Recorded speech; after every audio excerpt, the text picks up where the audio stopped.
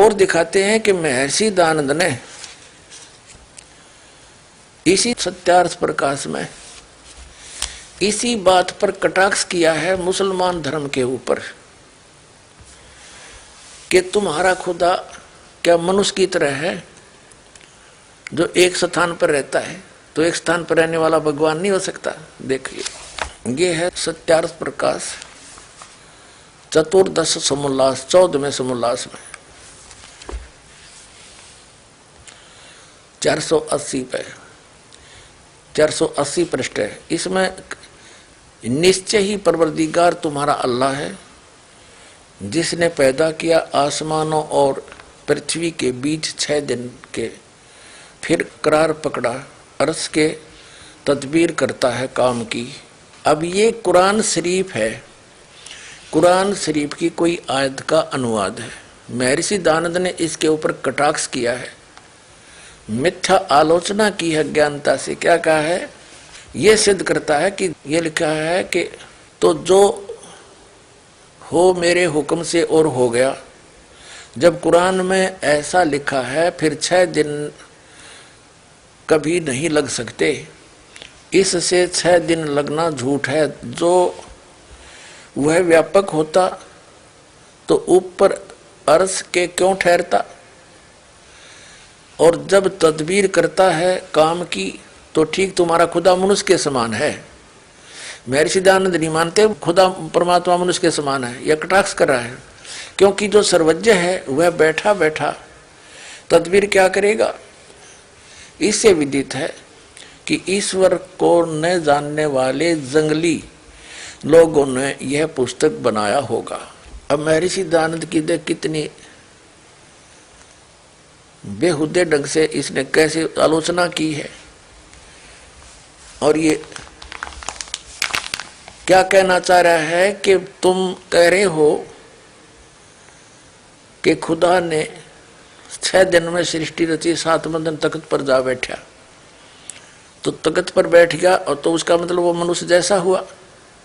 मेरे सिद्धांत कहते हैं नहीं, वो तो व्यापक है, अर्थात एक स्थान पर नहीं रहता। आगे देखो, इसी में 481 पृष्ठ पर 14वें समोल्लास के 481 पृष्ठ पर क्या कहता है।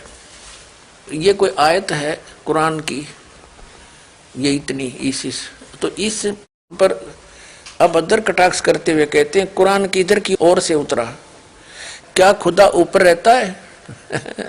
मेरे सिद्धांत नहीं मानते किधर रहता है, क्या खुदा ऊपर रहता है। जो ये बात सच है तो एक देशी होने से ईश्वर नहीं हो सकता।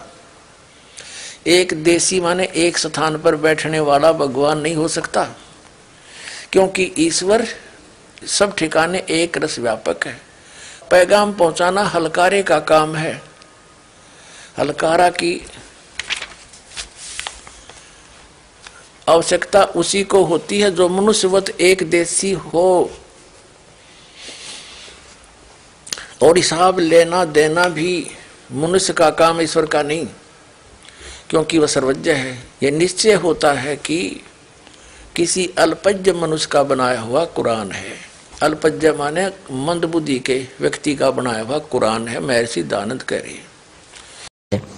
तो हमारे जो इस्लाम में उलमाए मुतकल्लिमीन हैं, इस्लामी स्कॉलर्स गुजरे हैं, वो सब इस बात पर मुत्तफिक हैं कि अल्लाह तबारक व तआला किसी एक जगह में नहीं हो सकता, क्योंकि जब वो एक जगह में होगा तो समत का तयन होगा। उसके लिए हम कहेंगे कि जी मसलन वो ऊपर है, नीचे है, दाएं हैं, बाएं हैं, समत का तयन होगा।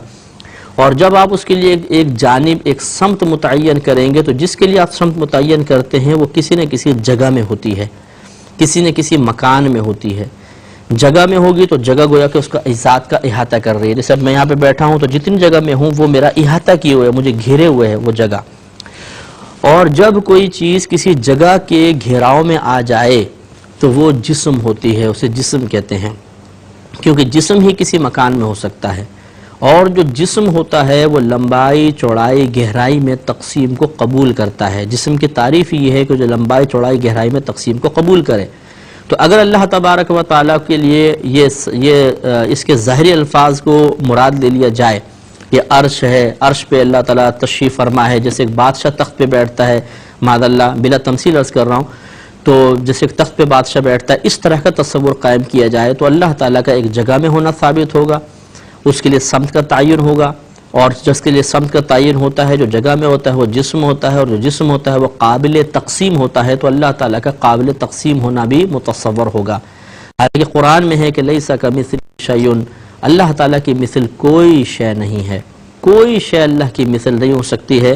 تو ہم چونکہ ہمارے لیے ہم ایک سمت میں ہوتے ہیں، کسی ایک سائیڈ میں ہیں، اوپر نیچے آگے پیچھے دائیں بائیں کہیں نہ کہیں تو ہم ہوتے ہیں، ہماری طرف اشارہ کیا جا سکتا ہے، جس کی طرف اشارہ کیا جا سکے اس کو مشار الیہ کہتے ہیں۔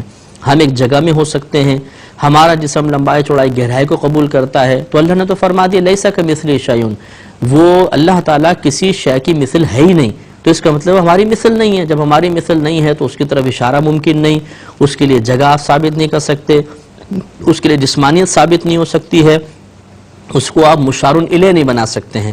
تو اگر آپ یہ اس کے ظاہری معنی کو لے لیں کہ اللہ تعالیٰ عرش پہ براجمان ہے، اور عرش کو متصور مانے آپ کے ساتویں آسمان کے اوپر ایک تخت ہے بہت بڑا جس پہ اللہ تبارک و تعالیٰ جلوہ افروز ہے، تو پھر اس میں اور ہم میں مماثلت ہو جائے گی، اس اعتبار سے کہ اللہ تعالیٰ بھی ایک سمت میں ہو گیا، اس کو مشار الیہ بنانا ممکن ہے، وہ ایک جگہ میں ہے، جو جگہ میں ہوتا ہے جسم ہوتا ہے تو اس کے لیے جسمانیت بھی ثابت ہو جائے گی، پھر اس کا قابل تقسیم ہونا بھی لازم آئے گا۔ لہٰذا اسی لیے علماء اسلام اس بات پر متفق ہیں، اور یہ حدیث بھی کہتی ہے، مسند امام احمد بن حنبل کی یہ روایت ہے کہ نبی کریم صلی اللہ علیہ وسلم نے ارشاد فرمایا کہ تم اللہ تعالیٰ کی ذات کے بارے میں غور نہ کرو، اس کی صفات کے بارے میں غور و تفکر کرو، اس لیے کہ کوئی عقل اللہ تعالیٰ کی ذات کا گھیراؤ نہیں کر سکتی۔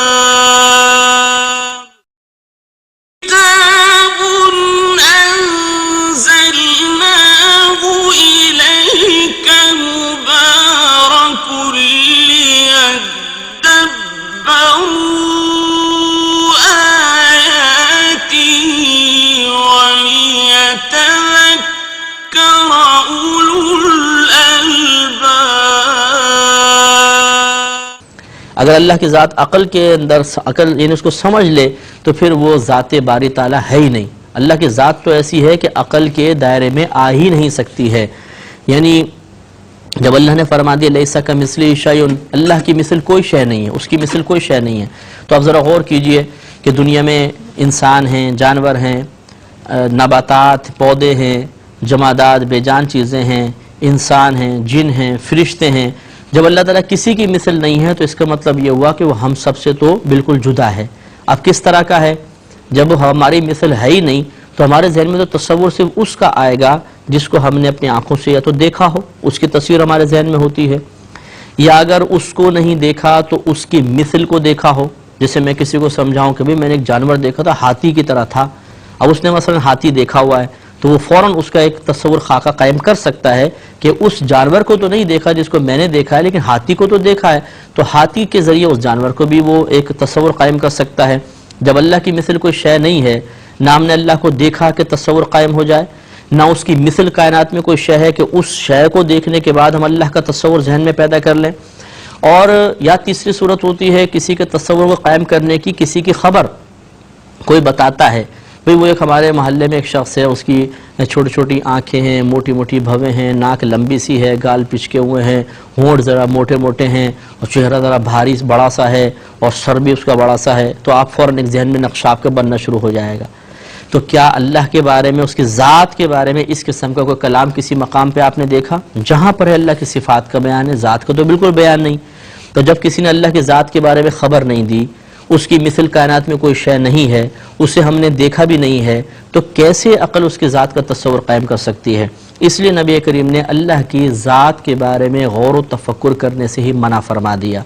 یوں ہی اپنی ذات کے اعتبار سے وہ کس جگہ ہے اس کے بارے میں بھی غور کرنے سے منع کر دیا گیا، کیونکہ اس کے لیے سمت کا تعین نہیں ہو سکتا، وہ ہمارے لیے ہوتا ہے، وہ کسی ایک جگہ میں نہیں ہے کیونکہ ہم ایک جگہ میں ہوتے ہیں، اور وہ ہماری مثل نہیں ہے۔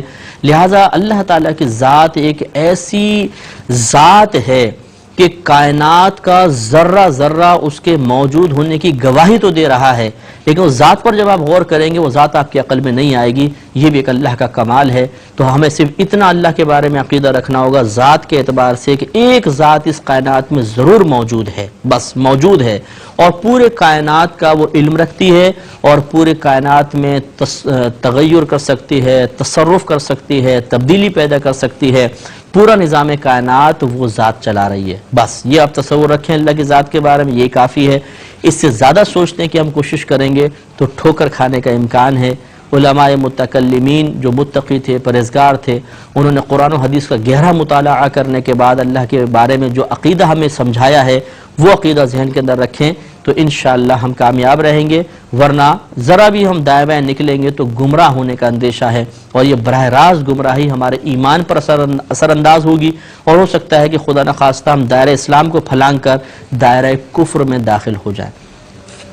تو یہ اللہ نے ارشاد فرمایا ثم استوى علی العرش۔ تو اب اس کا ترجمہ جو ہے وہ یہی کرنا چاہیے کہ پھر وہ عرش پر اپنی شان کے لائق براجمان ہوا جیسا اس کی شان کے لائق ہے۔ جیسے مثال کے طور پر اب حدیثوں کے اندر ہے کہ نبی کریم صلی اللہ علیہ وسلم صحیح روایات ہیں کہ تم بروز قیامت اللہ تبارک و تعالیٰ کو دیکھو گے۔ تو عرض کی یا رسول اللہ صلی اللہ علیہ وسلم کہ ہم اپنے رب کو دیکھیں گے؟ یعنی صحابہ کرام نے سوال کیا تو آپ نے ارشاد فرمایا کہ کیا تم 14ویں رات کے چاند کو دیکھنے میں شک کرتے ہو؟ عرض کی کہ جی نہیں۔ تو فرمایا بالکل اسی طرح اپنے رب کو دیکھو گے۔ یعنی وہ 14ویں رات کے چاند کی طرح ہے یہ کہنا مقصود نہیں، یعنی جیسے واضح طور پر 14ویں رات کا چاند نظر آتا ہے ایسے تم اپنے رب کو دیکھو گے۔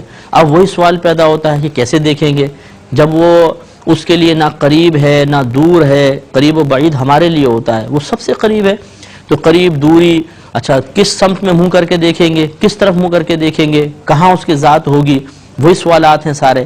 اس لیے علماء متکلمین نے فرمایا کہ ان حدیث کے ظاہری الفاظ پر ایمان رکھنا ضروری ہے، لہٰذا ہم یہ کہیں گے ہم دیکھیں گے، لیکن کس طرح دیکھیں گے؟ جس طرح اللہ تعالیٰ اپنی شان کے لائق ہمیں دیدار کروائے گا، بس اس طرح ایک تصور قائم کر لیں گے۔ اللہ تبارک و تعالیٰ اگر چاہے تو ہمیں اپنا دیدار کروا دے گا، ہم حقیقتاً اللہ کا دیدار نہیں کر سکتے ہیں، ہماری آنکھوں میں اتنی تاب اور طاقت کہاں ہے، اور وہ اس کے دیدار کی جو کیفیت ہے حقیقتاً وہ کیفیت بھی ذہن میں نہیں آ سکتی ہے کہ کس طریقے سے دیدار ہوگا۔ اللہ تعالیٰ جیسے کروائے گا وہ اپنی شان کے لائق کروا دے گا۔ اس لیے یہاں پہ بھی ہم یہ کہیں گے کہ وہ اپنی شان کے لائق اس نے عرش کی طرف توجہ فرمائی جیسا اس کی شان کے لائق تھا۔ تو اکابرین نے تو اس کا ترجمہ بھی نہیں کیا، میں نے تو پھر براجمان بولا، انہوں نے استوا ہی ترجمہ فرمایا کہ پھر اس نے اپنی شان کے لائق عرش پر استوا فرمایا، قرار فرمایا۔ کیسے؟ یہ اللہ ہی بہتر جانتا ہے، اس کا تصور قائم ہو ہی نہیں سکتا۔ اس لیے کہ ہم جب تصور قائم کرنے لگیں گے تو یقینی سی باتیں اپنے اوپر قیاس کر کے کریں گے، جیسے ہم ایک تخت پہ بیٹھ جاتے ہیں تو اللہ تعالیٰ کے لیے بھی ویسے تصور قائم ہوگا، حالانکہ ہماری مثل وہ ہے ہی نہیں، اس کی مثل کوئی چیز نہیں ہے، لہٰذا غلط تصور قائم ہوگا۔ اس لیے بس ظاہری الفاظ کو سن کر اور جس طرح